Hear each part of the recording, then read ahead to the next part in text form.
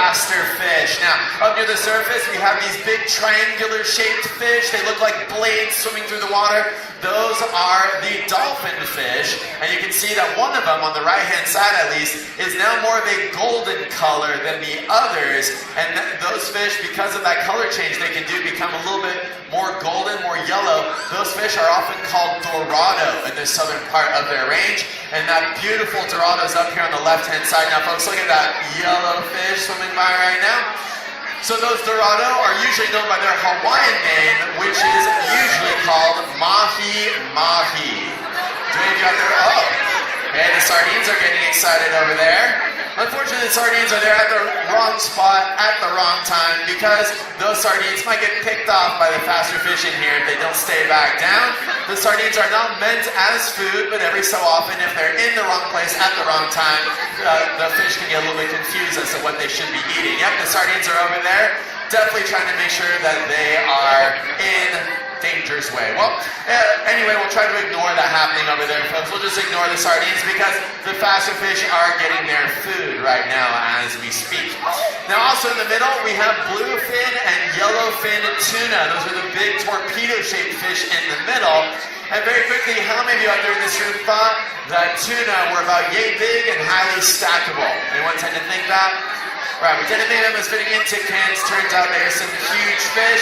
We've got some 200-pound tuna in this exhibit. Currently grabbing there's squid, and you can see we've also got some little cubes of food going in there. Those are called gel cubes, gel diets, and that's essentially the vegetables for the fish, as it were, going in there, a little bit of extra nutrients and supplements and in here. And this style of feeding, again, is called a broadcast feeding. We're just throwing in the food, and whoever's hungry is going to come and grab it.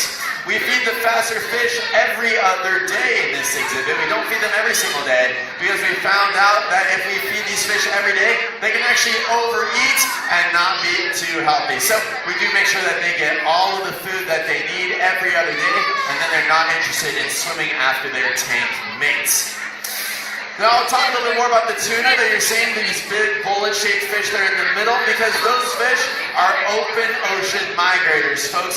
If you were to take a tuna, and they've done this research, if you tag a tuna on the east coast of the US, that tuna will swim from the east coast to the British Isles, into the Mediterranean to Greece, and then back to the east coast within 3 months.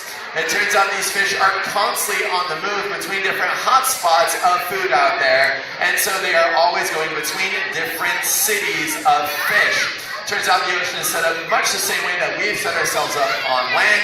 We've got our cities where people tend to live, and in between you've got highways. Well, the ocean is the same thing. You've got those hot spots, and then in between, the fish are commuting. And here at the Monterey Bay Aquarium, we are right there next to the Monterey Bay, which is one of those hot spots of diversity. You might see this out there in the bay at different times of year. Okay, we've now switched to a different food, folks. If you may notice that we have some chopped up bits of sardine going into the water now. And so we've got sardines going in there right now. That's why we try to feed the sardines after the fast fish have been fed, so they don't recognize anyone from a former life. So the sardines are now down at the bottom, but they're getting a little bit excited. Hopefully they don't come up again. We're trying to make sure that they're out of harm's way. Once the tuna and the mahi-mahi and the faster fish have gobbled up their food, it will be time for those sardines to get theirs. In the meantime, though, we've got a few other fish.